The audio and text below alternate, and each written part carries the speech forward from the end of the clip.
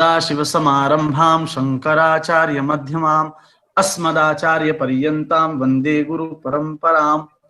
श्री गुरुचरणकमलेभ्यो नमः। नमः शङ्करशारदाभ्यां सर्वेभ्यः शुभं व्यनज्मि। भवन्तः इदानीं नीतिशतकम् इति ग्रन्थम् अनुशीलयन्तः स्मः। अत्र अद्य तृतीयः श्लोकः अस्मभ्यं पठनाय कल्पितः वर्तते। वयम् अज्ञः सुखमाराध्यः इत्याख्यं पद्यं पठिष्यामः, आलोचयिष्यामश्च। एतस्य पद्यस्य आरम्भात् प्राक् सन्दर्भः वक्तव्यो भवति इति धिया सन्दर्भं वच्मि। कविः त्रिविधस्य पुरुषस्य अत्र निदर्शनं ददाति, उदाहरणं ददाति। एकः जनः भवति यत् किञ्चिदपि न जानाति इति एकः गणः। एकः भवति विशिष्टं ज्ञानं स्थापयति, सः द्वितीयः जनः भवति। एकः किञ्चित् जानाति, न विशिष्टं जानाति न च बहु जानाति, किञ्चित् जानाति, एवं तृतीयः जनः। कविः वदति यः किमपि न जानाति सः यश्च विशिष्टं जानाति इति सः, एवं विधौ द्वौ अपि जनौ समीचीनौ स्तः। कस्य अपेक्षया? यः किञ्चित् जानाति इत्यस्य अपेक्षया। यः किमपि न जानाति सः जनः सरलतया अनुकूलयितुं शक्यते, प्रसादयितुं शक्यते। यः विशिष्टः अपि भवति सोऽपि अति सरलोपायेन अनुकूलयितुम् अनुशासितुं शक्यते। किन्तु यः किञ्चित् जानाति, अर्धज्ञः वर्तते, सः बहुभिः प्रयासैः, बहुभिः उपदेशैः सः अनुकूलयितुं न शक्यते। इत्येवम् आशयम् एव वदति अस्य श्लोकस्य माध्यमेन कविः।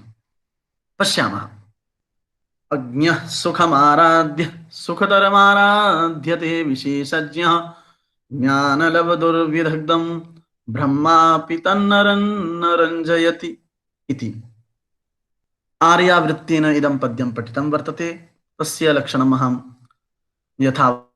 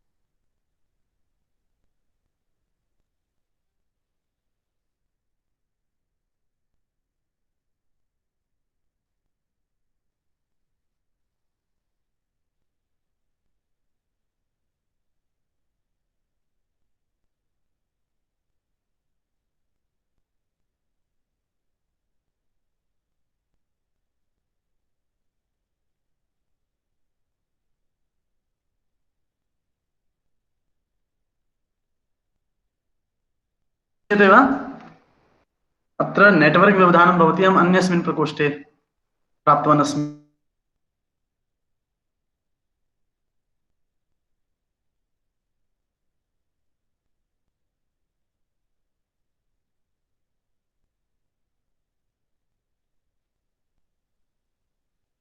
आम् हरि ओम् ध्वनिः आयाति वा हरि ओम् जी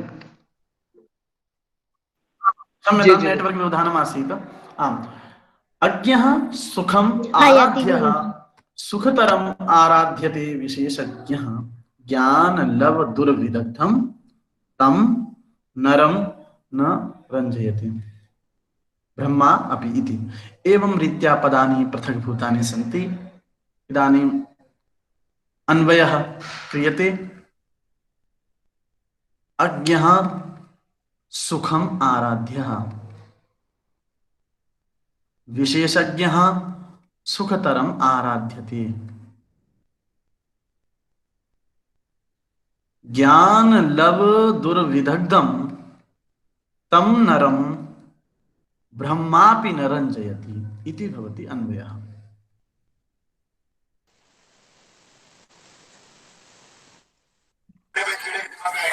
एवं हेलो सर, आवाज नहीं आ रही है व्याख्या आपकी। हरि ओम जी अन्येभ्यः तु आगच्छति आवाज आ रही है ध्वनि जी जी आगच्छति गुरुजी। आमाम् आयाति आयाति। गच्छति हम्म जहां आवाज नहीं आ रही है वहां आप थोड़ा मूव हो जाइए तो देखिए आगच्छति महोदय आगच्छति अस्तु अस्तु अज्ञः नाम किंचिदपि न जानाति इति अज्ञः न जानाति इति अज्ञः हम अनन्तरं वच्मि किंचिदपि इति कथम् अर्थः आगतः व्याख्यानं पश्यामः किंचिदपि न जानाति सः भवति अज्ञः अनभिज्ञः इति सुखं सुखपूर्वकम् आराध्यः आराध्यः नाम आसमन्तात् नाम संपूर्णतया राध्यः नाम संसाध्यः अनुकूलयितुं शक्यः यः किमपि न जानाति सः ज्ञानमात्रात् अनभिज्ञः अस्ति सः सुखं नाम सुखेन अनायासेन आराध्यः नाम सन्मार्गे अनुकूलयितुं शक्यः आनेतुं शक्यः इति सुखतरम् आराध्यते विशेषज्ञः यह यह विशिष्टं ज्ञानं स्थापयति सविदे स भवति विशेषज्ञः विशेषं जानाति यह विशिष्टज्ञः अस्ति यह विशेषज्ञाता अस्ति सः सुखतरं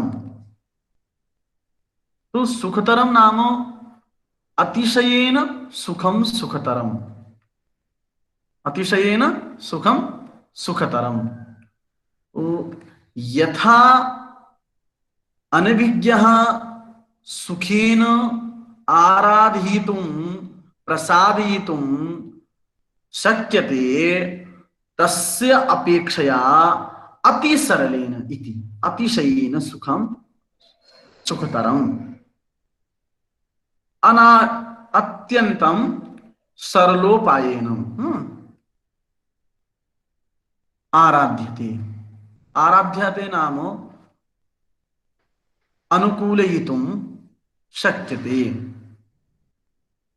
प्रसादयितुं शक्यते इति सन्मार्गे आनेतुं शक्यते इति द्वितीयः जनः तृतीयः अस्ति ज्ञान लव दुर्विदग्धं तं नरं ब्रह्मापि न रञ्जयति ज्ञानस्य लवेन नाम अंशेन यः दुर्विदग्धः वर्तते दुर्विदग्धः नाम विदग्धः नाम निपुणः विगतमस्ति दग्धं नाम नष्टं भस्मीभूतम् अज्ञानं यस्य स भवति विदग्धः नाम पंडितः ज्ञानी इति कश्चित् ज्ञानी एवं भवति सः ज्ञानी नास्ति किन्तु सः आत्मानं धन्यं मन्यते सः भवति विदग्धः न सः दुर्विदग्धः दुःखेन विदग्धः दुष्टः विदग्धः वास्तविकः विदग्धः न एतादृशं जनं एतादृशः जनः ज्ञानस्य लवेन अंशमात्रेणापि दुर्विदग्धः भवति आत्मानं पंडितं मन्यते पंडितः न भवति इति तं नाम तादृशं नरं नाम जनं मनुष्यं ब्रह्मा अपि साक्षात् परमपितापि न रञ्जयति नाम न प्रसादयति इत्यर्थः, न मोदयति इत्यर्थः। संस्कृतेन व्याख्यानमस्ति, यः किमपि न जानाति अनभिज्ञ अस्ति सः सुखम नाम अत्यंतं सरले अत्यंतं नाम कष्टरहितेन उपायेन अनुकूलयितुं सन्मार्गे प्रवर्तयितुं शक्यः। किन्तु यः विशेषज्ञः अस्ति सः इतोपि अत्यंतं सरलेन उपायेन आराध्यते, प्रसादयितुं शक्यते, अनुकूलयितुं शक्यते। किन्तु यः ज्ञानलव विहीनः वर्तते, ज्ञानस्य ईषदपि ज्ञानं नास्ति, ज्ञानस्य अंश रहितेन यः मूर्खः अस्ति, दुर्विदग्धः, तादृशं जनं, दुष्टं जनं, आत्मना पंडितमानी अस्ति, तं जनं ब्रह्मापि साक्षात् विधातापि न रञ्जति नाम सन्मार्गे प्रवर्तयितुं न शक्नोति इत्यर्थः। हिंदियां जो कुछ भी नहीं जानते हैं, ऐसे लोगों को अत्यंत सरल से मनाया जा सकता है, आराध्यते है ना, अनुकूल किया जा सकता है। जो विशेष जानते हैं, विशेष ज्ञान रखते हैं, ऐसे विशिष्टज्ञों को इससे भी अधिक सरल उपाय से बहलाया समझाया जा सकता है, अनुकूल किया जा सकता है।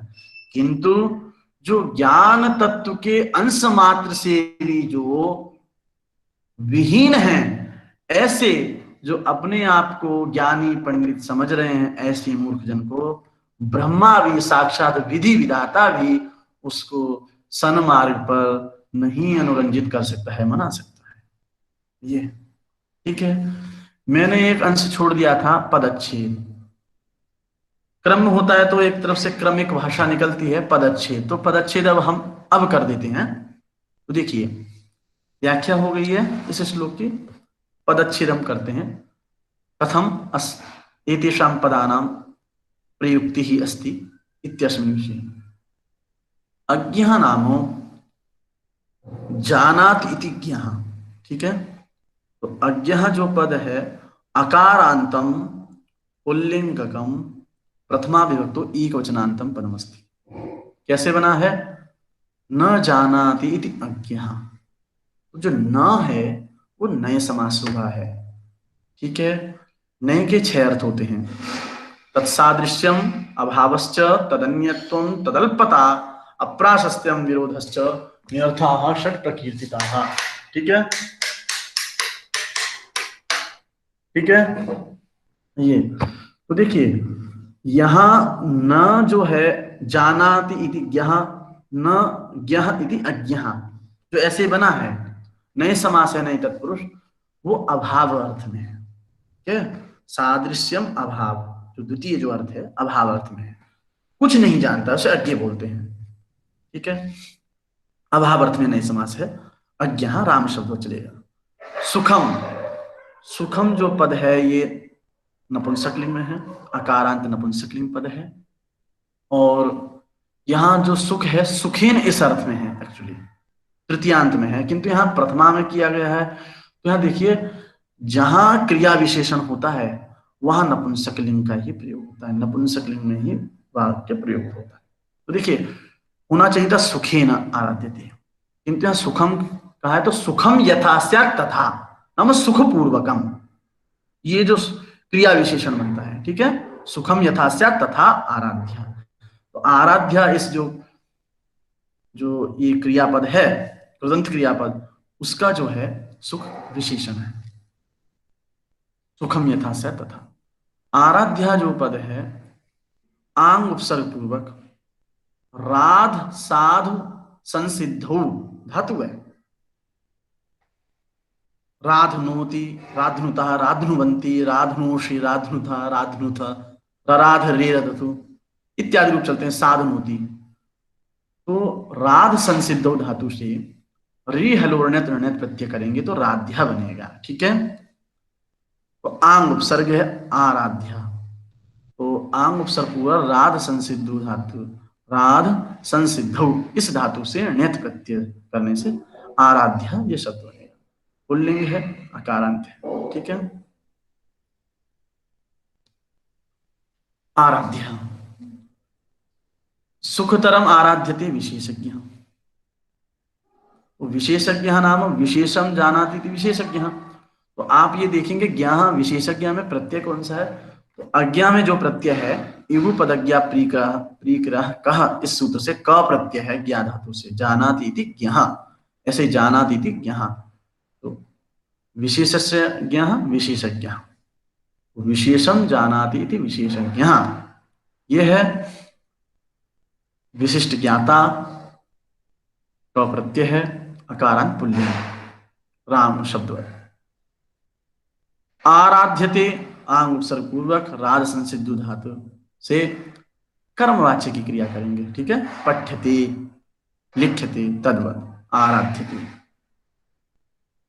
सुखतरम जो है, सुख सुख पद के बाद जो तरप है वो प्रत्यय है न कि शब्द है। सुखतरम अतिशयेन सुखम सुखतरम। ठीक है, सुखतमम सुखतरम, दो के लिए तरप होता है, हमें किसी दो वस्तुओं में दिखानी है तो तरप होगा, बहुतों में दिखाना है तो सुख तमम तम प्रत्यय होगा। तो अतिशयेन सुखम सुखतरम, ये अतिशय अर्थ में तरप तम प्रत्यय होते हैं।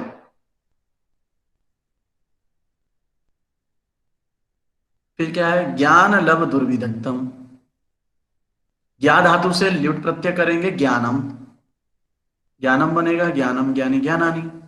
ज्ञानस्य लवः अंशः ज्ञान लवः, लव शब्द अंश मात्र में है, अकारांत पुल्लिंग राम शब्दवत है, ज्ञान लवः। तो ज्ञान लवेन दुर्विदग्धः, देखिए वि उपसर्ग पूर्वाद दह भस्मीकरणे धातो हो तो प्रत्ययेन विदग्ध इति पदम भवति। ठीक है, विदग्ध, किंतु यहां बहुब्रीहि समास में पढ़ा गया है। देखिए विशेषेण विशिष्टतया विशेष रूपेण दह दग्धम नाम भस्मीभूतम नष्टम अज्ञानम यस्य सह विदग्धः। विदग्ध उन विद्वानों को कहते हैं जिनका शास्त्राध्ययन करने से अज्ञान जिनका नष्ट हो जाता है, ऐसे पंडित, ऐसे तत्वज्ञ। ठीक है, निपुण व्यक्ति को विदग्ध कहते हैं। तो देखिए कोश आदि में निपुण अर्थ आया है, पंडित अर्थ विद्वान, तो जो शास्त्र वासना जिनके अंतः में है। किंतु एक होते हैं दुर्विदग्ध, थोड़ा शास्त्र पढ़े हैं, बहुत समझने वाले हैं।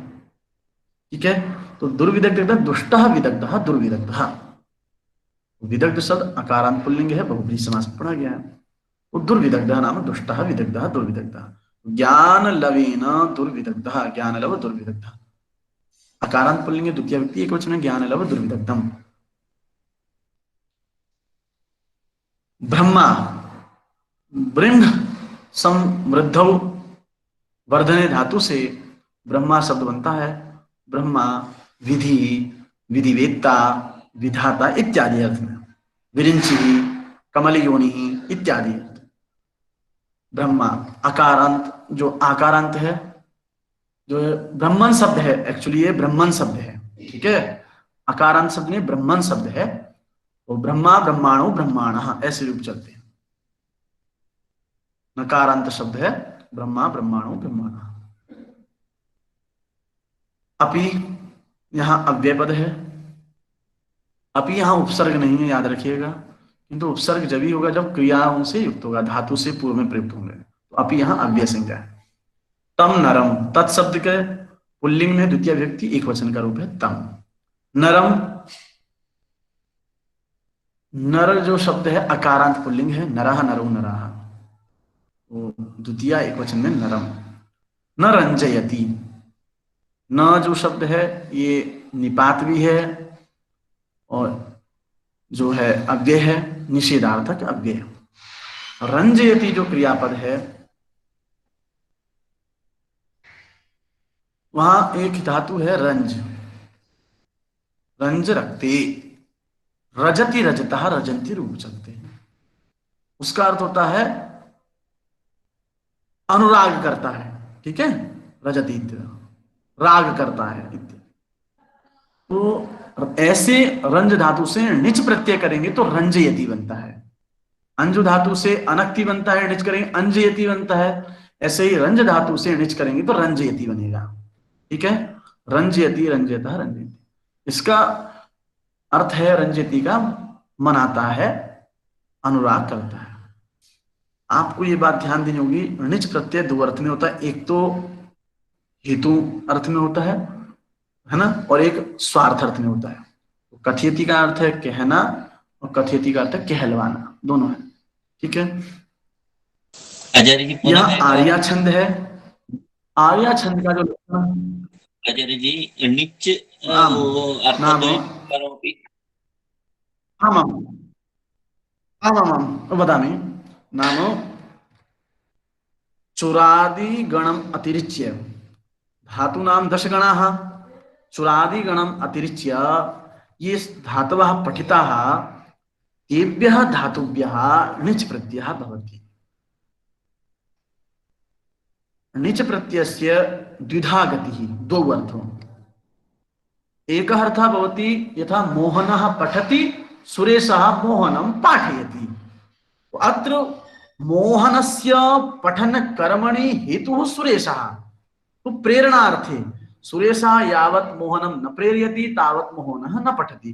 मोहनः पठति सुरेशः पठितुं प्रेरयति, पठितुं प्रेरयति इत्यस्मिन् अर्थे पाठयति। तो रंजयति तदेव, गच्छति गमयति, तो एषः अर्थः भवति प्रयोजक हेतु, प्रयोजक कर्तरि, प्रयोजक कर्तरि, प्रयोजक नाम हेतु, हेतु कर्तरि।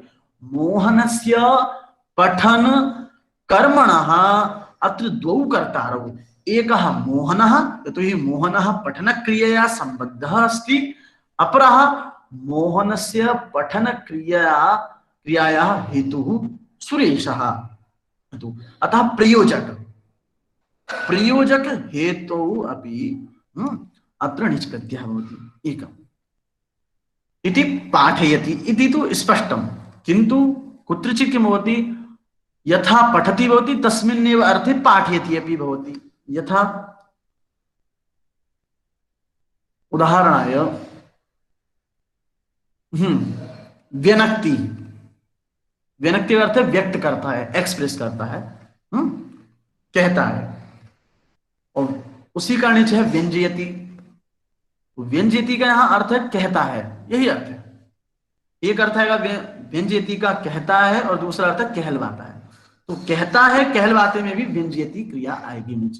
तो देखिए, तो जहां हेतु अर्थ में निच प्रत्यय होगा वहां तो आपको पता है दो करते होंगे, एक तो मोहनः सुरेशः, तो मोहन जो है प्रयोज्य करता है और सुरेश जो है वो प्रयोजक करता है, ठीक है। तो सुरेश जब तक बोलेगा नहीं तब तक मोहन नहीं पड़ेगा। तो मोहनः अत्र प्रयोज्य करता, सुरेशः अत्र प्रयोजक करता। सुरेशः प्रयोजयति, मोहनं मोहनं प्रयोजयति, प्रेरयति पठितुम् अत्र, किन्तु यत्र स्वार्थे निच भवति, स्वार्थे तत्र एकः एव कर्ता भवति। मोहनः व्यंजयति, मोहन व्यक्त करता है, मोहनः स्वीयान भावान व्यंजयति, मोहन अपने भावों को व्यक्त करता है, ठीक है। मोहनः स्वीयान भावान व्यनक्ति, देखिए आप अत्र व्यनक्ति इत्यत्र स्पष्टं वर्तते, अंजु धातुः वर्तते, तत्र निच नास्ति इति। मोहनः स्वीयान भावान व्यंजयति, अत्र अंजु धातुः निच प्रत्ययः अस्ति, किन्तु अर्थः समानः एव, व्यनक्ति एव अर्थः व्यंजयति इत्यस्य, तत्र स्वार्थे निच अस्ति। एते धातवः चुरादिगणे पठितः, यथा गणयति, कथयति, चोरयति एवं। कथयति इत्यस्य अर्थः कथयितुं, कथयति नाम वदति, पुनश्च कथयितुं प्रेरयति, कथयति इति। तो स्वार्थे अपि निच प्रत्ययः भवति, केवलं हेत्वर्थेन णिच् प्रत्ययः भवति इति न, स्वार्थे अपि भवति। एवम् इति आशयः। अवगतः वा? आम् आम् आचार्य, धन्यवादः। आमाम् आमाम्। द्वितीयं पद्यं आरभणीयं। द्वितीयं पद्यम् अत्र आर्यावृत्तं वर्तते।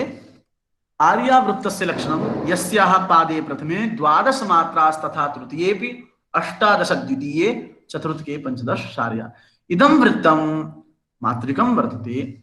आर्या छन्दसः चतुर्षु पादेषु मात्राणां क्रमः कश्चन वर्तते। यस्याः पादे प्रथमे नाम यस्यानाम् आर्यायाः प्रथमे पादे 12 मात्रा तथा तृतीयेऽपि नाम तृतीये प्रथमे पादे 12 मात्राः भवेयुः। तर्हि प्रथम तृतीय पादयोः निर्णयः जातः। 18 द्वितीये चतुर्थके 15 शार्या। द्वितीये चतुर्थे इति नाम द्वितीये पादे चतुर्थे पादे च 18 मात्रा भवेयुः। सा वृत्तिः आर्या वृत्तिः नाम आर्या छन्दः तत्र घटते।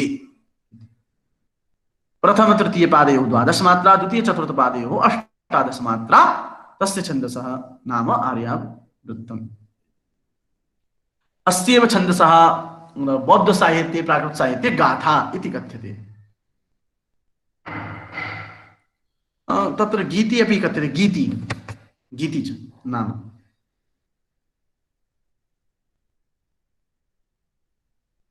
इदानीं चतुर्थः श्लोकः तदनन्तरं च पंचमः श्लोकः अस्ति। अग्रिमयोः द्वयोः श्लोकयोः कविः मूर्खजनस्य चित्तरञ्जनं दुष्करं कार्यं दुस्सम्भवं च इति निर्दिशति अग्रिमाभ्यां द्वाभ्यां श्लोकाभ्यां। ठीक है, अग्रिम 2 श्लोकों में जो कवि हैं वो मूर्ख जन के चित्त का अनुरंजन करना, चित्त को मनाना अत्यंत दुष्कर कार्य है, अत्यंत कठिन कार्य है, कठिनतम है, इसी बात को सुदृढ़ करते हैं। ठीक है, इसलिए देखिए पहले श्लोक में 3 कैटेगरी बताई कि त्रिविधाः जनाः भवन्ति, कश्चित् अज्ञः भवति, कश्चित् विशेषज्ञः भवति, कश्चित् च ज्ञान लव दुर्विदिग्धः नाम मूर्खः भवति। त्रिषु अपि जनेषु आद्यौ 2 अपि जनौ नाम अज्ञ विशेषज्ञौ अपि सामान्य रूपेण विना परिश्रमेण अनायासेन अनुकूलयितुं सन्तोषयितुं सन्मार्गे च प्रवर्तयितुं अध्वदर्शनं च प्रदर्शयितुं शक्यौ। परञ्च यः तृतीय श्रेणीकः जनः मूर्ख इति अपरनाम अपर जातिकः सः जनः कथमपि नाम शास्त्रवचनैः ज्येष्ठ वृद्धानां च वाग्व्यवहारैः अथ च ब्रह्मणः विधिवाक्येन च सः कथमपि सन्मार्गे अनुकूलयितुम् आनेतुं न शक्यते। तस्य चित्तस्य अनुरञ्जनं कठिनतमम् असम्भवं च इति अग्रिमाभ्यां द्वाभ्यां श्लोकाभ्याम् इंगयति। अस्तु, पठामः।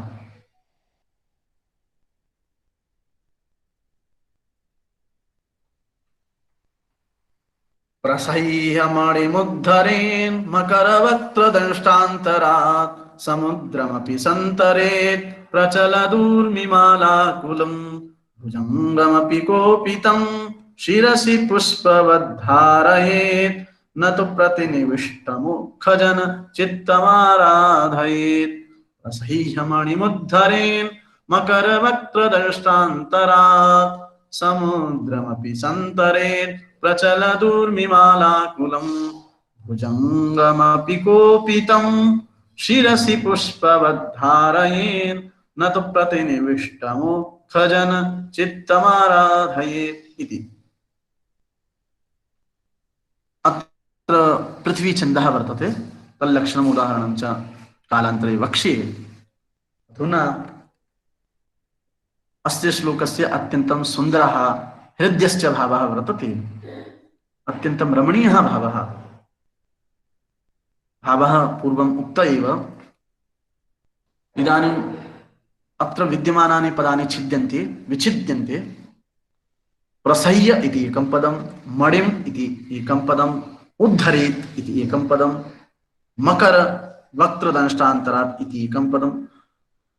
उद्धरेत् इति तकारस्य स्थाने मकारः जातः, मकर वक्त्रदंष्टान्तरात् इत्येतत्। किमर्थम् इत्युक्ते यरोनुनासिकेनुनासिको वा इति सूत्रेण यत् प्रत्याहारस्य वर्णे परे सति पूर्ववर्तिनः वर्णस्य अनुस्वारो भवति। यरोनुनासिकेनुनासिको इति अनुनासिक वर्णः भवति। अत्र यमगणानाम् इत्यस्य अनुनासिक संज्ञा अस्ति, तकारस्य स्थाने नकारः अभवत्। तो अतएव उद्धरेत्, मणिम् उद्धरेत्, मणिमुद्धरेत्, मणिमुद्धरेत् मकरवक्त्रदंष्टान्तरात् मणिमुद्धरेत्। एवं स्थितिः अत्र घटिता। समुद्रम् अपि सन्तरेत् प्रचलदूर्मिमालाकुलम्, भुजंगम अपि कोपितम महोदय प्रसही शिरस वाली पंक्ति पुष्पवत्।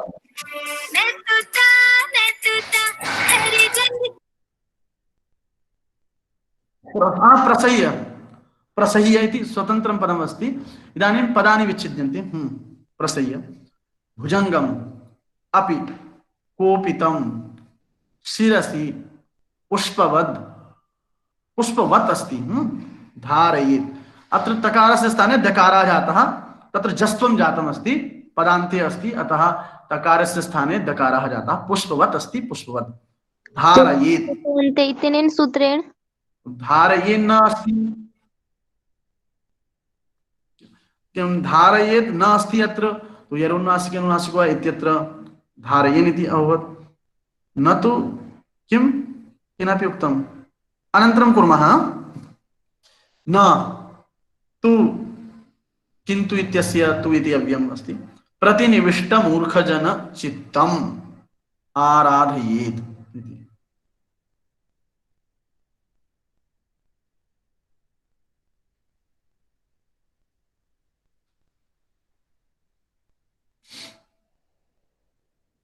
इति पदच्छेदः।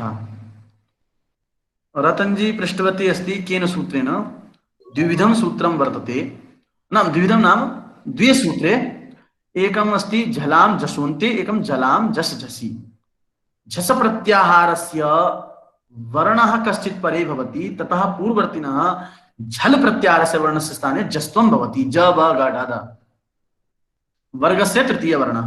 अतएव पुष्पवत् इत्यत्र दकारः जातः। तत्र तकारः जल प्रत्याहारे आसीत्, जस्त्वं जातं तत्र दकारः, तत्र धारयेत् इत्यस्य धकारः अस्ति। झलां जस झसि, झस प्रत्याहारस्य वर्णः अग्रे धकारः, धारयेत्।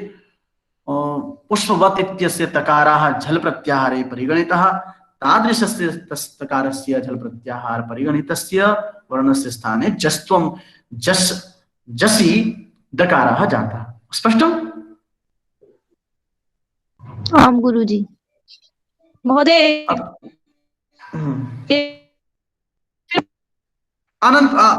प्रश्नान् अनन्तरं स्थापयामः। प्रश्नान् अनन्तरं स्थापयामः। भवतीनां प्रश्नः भवति चेत् अनन्तरं शृणुमः। इदानीम् एतत् कम्प्लीट् कुर्मः खलु। आं महोदय। धारा किमस्ति, नश्यति खलु। पदपरिचयः इदानीम्। अत्र प्रसह्य, प्र इति उपसर्गपूर्वः सः मर्षणे धातु अस्ति, सहते सहेते सहन्ते, ततः त्वा प्रत्ययः, त्वा प्रत्ययस्य स्थाने ल्यप् प्रत्ययः। पूर्वं त्वा भवति, तत् स्थाने ल्यप् भवति, प्रसह्य। यथा विलिख्य इति वत्। अव्ययम् इति मणिम्, मणि इति शब्दः रत्नादिवाचकः, इकारान्त पुल्लिङ्गः हरिशब्दः, द्वितीया विभक्तौ एकवचने। उद्धरेत्, उद उपसर्ग पूर्वात् ह्रीय हरणे धातोः, तत्र विधिलिङ्ग लकारे हरेत हरेताम हरेयुः उत हरेत उद्धरेत इति अभवत्। तत्र उत्थानम उत्तम्भनम इति शब्दवत्। तत्र उत अस्ति हरेत अस्ति, हकारस्य स्थाने धकारः जातः, तकारस्य स्थाने दकारः जातः, संधि प्रक्रिया वर्तते। उद्धरेत। मकर वक्त्र दंष्टान्तरात् इति पदं समस्तं वर्तते। तस्मिन् समस्ते पदे मकर मकरः अकारान्तः पुल्लिंग शब्दः, जल जलचर नाम जलजंतु विशेषवाचकः, वक्त्रम नाम मुखम, अकारांतम नपुंसक लिंगकम वक्त्रम इति पदम। दंष्ट्रा दंश धातोः श्ट्रा प्रत्ययः तदनन्तरं च टा प्रत्ययः दंष्ट्रा इति आकारान्तः स्त्रीलिंग शब्दः, दंत विशेष वाचकः शब्दः। अंतरात् इति अंतः इति शब्दः तादृशात् शब्दात् अत्र रा धातुः तत्र क प्रत्ययः अंतरमिति अस्ति। अंतरमिति पदं नपुंसकलिंगे अस्ति, अतः पंचमी एकवचने पठितम्। तस्य अर्थः अवकाशः, मध्यम मध्यम मध्यम इति अर्थः। समुद्रम समुद्रः इति अकारान्तः पुल्लिंगः शब्दः। अत्र समुपसर्गपूर्वक उन्दी क्लेदने धातुः अयं शब्दः सिद्धः। समविद्रवन्ति अस्मिन् आपः इति समुद्रः निरुक्ते उक्तमस्ति। तो समुद्र इति शब्दस्य अर्थः भवति जलराशि अथवा जल समुच्चय स्थानम्। अपि इति अव्यमेव। संतरेत सम उपसर्ग पूर्वात् त्रि तरणे धातोः त्रिप्लवन इति अस्ति, प्लवनगत तरणे इति अर्थः स्वीक्रियते। विधिलिंग लकारे प्रथम पुरुषे एकवचनं संतरेत इति। प्रचल दूर्मि मालाकुलम इति पदं वर्तते। अत्र प्रचलत इति यत् पदम् अस्ति तत्र प्र उपसर्ग पूर्वात् चल धातोः शत्री प्रत्ययः तदनन्तरं च ङी प्रत्ययः। पुल्लिंगे भवति शत्री प्रचलन प्रचलन्तो प्रचलन्तः, ङी प्रत्ययः क्रियते स्त्रीत्व विवक्षायां तद्भवति प्रचलन्ति प्रचलन्त्यो प्रचलन्त्यः। महोदय क्षम्यताम्, संतरेत अत्र किं किं पदम् अस्ति? आम्, संतरेत इति कुत्र? संतरेत समुद्रम अपि संतरेत। आम्, सम उपसर्ग पूर्वात् त्रि धातुः तरति इति अस्ति खलु विधिलिंग लकारे। सत्यं सत्यं। विधिलिंग लकार प्रथम पुरुषे एकवचने संतरेत संतरेत इति अस्ति। अवगतम् अवगतम्, धन्यवादः महोदय। तप्तिवादी प्रत्ययः भवन्ति। आमां। प्रचल दूर्मि मालाकुलम। तो ऊर्मि इति इकारान्तः स्त्रीलिंग शब्दः तरंगवाचकः मति शब्दवत् ऊर्मि। ऊर्मि तरंगः जलतरंगः इति। ऊर्मि माला इति अस्ति, माला नाम पंक्तिः। तो ऊर्मि माला, ऊर्मि नाम माला, ऊर्मि माला। माला कुलम अस्ति, माला आकुलम अस्ति। तो आंग उपसर्ग पूर्वात् कुल धातुः वर्तते। कुल संस्त्यजे बंधे च। तो संस्त्यजे बंधे संस्त्या नाम संस्त्यज नाम तत्र संघातः समुदायः। तो कुल धातुः तथा भूता धातुः क प्रत्ययेन आकुलः आकुलम आकुला इति शब्दः भवति। अत्र नपुंसकलिंगे वर्तते। आकुलम इत्यस्य अर्थः सामान्यतः व्याकुल विक्षुब्ध ये अर्थ लेते हैं, वही अर्थ है। प्रचलत इति शब्दस्य अस्ति प्रचलन्ति ऊर्मि। प्रचलद ऊर्मी, प्रचलद ऊर्मेणा माला, प्रचलद ऊर्मी माला, तया आकुलम व्याकुलम इति प्रचलद ऊर्मी माला एवं अस्ति। तो प्रचलद ऊर्मी मालाकुलम इति पदम नपुंसकलिंगे प्रथमा विभक्तो एकवचने। भुजंगम अपि, भुजंगम, भुजंगः शब्दाकारान्तः पुल्लिंगः सर्पवाचकः इति द्वितीया विभक्तो एकवचने पठितः। अपि अव्ययम् अस्ति। कोपितम, कुप क्रोधे इति धातुः कुप्यति, कुप्यतः, कुप्यन्ति, तादृशा धातुः णिच् प्रत्ययेन कोपयति इति। कुप णिच् तदनन्तरं त प्रत्ययः कोपितम्। अत्र कोपित इति शब्दः द्वितीया विभक्तौ एकवचने कोपितं भुजंग इति, भुजंग इत्यस्य विशेषणम्। शिरसि, शिरस् शब्दः सकारान्तः नपुंसकलिंगः, शिरः शिरसि शिरांसि, सप्तमी विभक्तौ एकवचने शब्दोऽयं पठितः। पुष्पवत्, पुष्प शब्देन वति प्रत्ययः अत्र वर्तते। पुष्पवत् पदमिदम् अव्ययं भवति, वति प्रत्यययोजनेन अव्ययं भवति। धारयेत्, ध्रेय धारणे धातुः उभयपदी, धरति धरतः धरन्ति, धरते धरिते धरन्ते, तादृशात् धातोः णिच् प्रत्ययेन धारयति इति रूपं भवति। धारयेत् कुत्र कस्मिन् लिंगे? विधिलिंग लकारे। विधिलिंग लकारस्य एकं नाम अस्ति लिंग इति।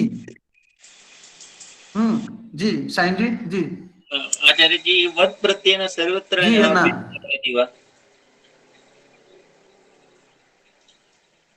न किं? वत् प्रत्यययोगे सर्वत्र वति अव्ययम्, प्रत्यय वत् प्रत्ययेन सर्वत्र एवं एवं अव्ययम् अव्ययम् आयाति। एवं आम्। वस्तुतः वस्तुतः वति अस्ति, इकारान्तस्य वत् इति अवशिष्यते। आम्, अव्ययम् एव भवति। चन्द्रवत् मुखं, साधुवत्, साधुवत् इत्यस्य रूपं न भवति, अव्ययमेव। तत्र मतु प्रत्ययः नास्ति। अत्र मतु इति अत्र रूपवत्, रूपवान्, रूपवन्तौ, रूपवन्तः एवं न चिन्तनीयम्। धारयेत् इति ज्ञातं विधिलिङ्गकारे। न इति निषेधार्थकम् अव्ययम्। तु इति किन्तु इत्यस्मिन् अर्थे अव्ययपदम्। प्रतिनिविष्ट मूर्खजन चित्तम् आराधयेत्, आराधयेत् आङ् उपसर्ग पूर्वात् राध संसिद्धौ धातोः णिच् प्रत्ययेन आराधयति इति भवति। तस्य एव धातोः विधिलिङ्गकारे आराधयेत् इति भवति। णिच् प्रत्ययः अस्ति अत्र। अत्र सर्वास्वपि क्रियासु तरेत् इति अतिरिच्य प्रायः अत्र णिच् प्रत्ययान्तक्रियाः विधिलिङ्गकारे पठिताः। अत्र प्रतिनिविष्ट मूर्खजन चित्तम्, प्रति उपसर्ग पूर्वात् नि उपसर्ग पूर्वात् विष प्रवेशने धातुः, तस्मात् त प्रत्ययेन प्रतिनिविष्टः। नि उपसर्ग विष धातोः यदि प्रयुज्यते नाम तत्र अर्थः भवति तत्र प्रवेशं प्राप्नोति इत्यर्थः, निविशति। किन्तु प्रति उपसर्ग योजनेन नि उपसर्ग योजनेन विष धातोः अर्थः विपरीतं प्रविशति इत्यर्थः। तो निविशते नाम निवेशं करोति, प्रवेशं करोति। प्रतिनिविशते नाम विपरीतं करोति, नाम विपरीते मार्गे प्रविशति इत्यर्थः। तो प्रतिनिविष्टः नाम विपरीत मार्गगामी इति। प्रतिनिविष्टः मूर्खः, मूर्खः कारान्तः पुल्लिङ्गः, मूढ इति वाचकः। तो प्रतिनिविष्टः मूर्खः इति प्रतिनिविष्ट मूर्खः। तस्य स एव जनः नाम स चासौ जनः प्रतिनिविष्ट मूर्ख जनः। तस्य चित्तं, चित्तं अकारान्तं नपुंसकलिङ्गकं पदं वर्तते, हृदयवाचकं। प्रतिनिविष्ट मूर्खजन चित्तम्। अत्र द्वितीया विभक्तौ एकवचने पठितम्। अत्र समुद्रम अत्र द्वितीयान्तं, भुजंगम अत्र द्वितीयान्तं, मणिं द्वितीयान्तं, कोपितम अत्रापि द्वितीयान्तं, अत्र मूर्खजन चित्तम अत्रापि द्वितीयान्तं द्वितीयाविभक्तौ एकवचनम् एवं भवति पदपरिचयः। इदानीम् अहं समयः अस्ति खलु आम् अन्वयः क्रियते अत्र मकर वक्त्र दंष्टान्तरात् प्रसह्य मणिम् उद्धरेत्। पश्यन्तु अत्र कर्तृपदं कुत्रापि नोक्तं वर्तते, क्रियापदानि उक्तानि सन्ति, सुप्तिगन्तं पदम् इति रीत्या तिङन्तम् अस्ति चेत् सुबन्तस्य आक्षेपः, सुबन्तम् अस्ति चेत् तिङन्तस्य आक्षेपः इति खलु। अतः अत्र तिङन्तानि पदानि उक्तानि नाम क्रियापदानि उक्तानि, अतः तदनुगुणं कर्तृपदम् आक्षेप किमस्ति अध्याहरणीयमस्ति। अतः अत्र जनः इति कर्तृपदं स्वीकार्यम्। जनः मकरवक्त्रदंष्टान्तरात् प्रसह्य मणिम् उद्धरेत् इति एकं वाक्यम्। समुद्रमपि सन्तरेत् प्रचलदूर्मिमालाकुलम्। समुद्रम इत्यस्य विशेषणं वर्तते प्रचलदूर्मिमालाकुलम् इति। तो प्रचलदूर्मिमालाकुलं समुद्रम अपि सन्तरेत् कः जनः इति द्वितीयं वाक्यम्। अन्वयः भुजङ्गमपि कोपितं शिरसि पुष्पवत् धारयेत्। कोपितम् इति विशेषणं वर्तते भुजङ्गम् इत्यस्य। कोपितं भुजङ्गम् अपि पुष्पवत् शिरसि धारयेत् इति तृतीयं वाक्यम्। प्रतिनिविष्ट मूर्खजन चित्तं तु न आराधयेत् इति अन्वयः भवति। एवं अन्वयः अस्ति। क्लेशः अस्ति वा अन्वयकरणे? अत्र जनः इति कर्तृपदम्, आराधयेत् सन्तरेत् इति क्रियापदम्, विशेष्य दलानि अत्र द्वितीयान्तं, तस्य विशेषणानि द्वितीयान्तम्।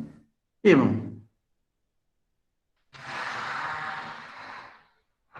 इदानीम् अन्वये कृते सति विवरणं भवति, व्याख्यानं क्रियते। जनः कश्चिदपि जनः मकरवक्त्रदंष्टान्तरात् मकरस्य नाम जलजन्तु विशेषस्य वक्त्रे, वक्त्रे नाम मुखे, तो वक्त्रस्य दंष्ट्रा, मुखस्य दंष्ट्रा नाम दंत विशेषः। तो मकरस्य वक्त्रदंष्ट्रायाः अंतरात् मध्यभागात् मणिं रत्नादिकम् अपि प्रसह्य बलेन यथा कथंचिदपि इत्यस्मिन् अर्थे प्रसह्य इति शब्दः आगतः। प्रसह्य इत्यस्य अर्थः भवति बलात्, बलपूर्वकम्। मकर कश्चित् जलजन्तु विशेषः मगर सदृशः, तस्य मुखात् मणि निष्कासनम् अत्यन्तं दुष्करं कार्यं, किन्तु तत्र अत्यन्तं श्रमः अपेक्षितः अस्ति। अतः प्रसह्य जनः कश्चिदपि जनः मकरवक्त्रदंष्टान्तरात् मकरस्य जलजन्तु विशेषस्य वक्त्रदंष्टायाः मुख दंत विशेषस्य अंतरात् मध्यात् प्रसह्य नाम बलेन प्रयासैः मणिं रत्नादिकम् उद्धरेत्। उद्धरेत् नाम ततः उद्धर्तुं शक्नुयात्। मकरस्य मुखात् रत्नादिकम् उद्धर्तुं नाम बहिर्निष्कासयितुं शक्नुयात्, बाहर निकाल सकता है इति। द्वितीयं वाक्यम् अस्ति प्रचलदूर्मिमालाकुलं समुद्रमपि सन्तरेत्। सामान्यं समुद्रं तु जनाः सामुद्रिक यानेन तरितुं शक्नुवन्ति, किन्तु यदा समुद्रः स्वीय वीचिभिः तरंगैः यदा आप्लावितः भवति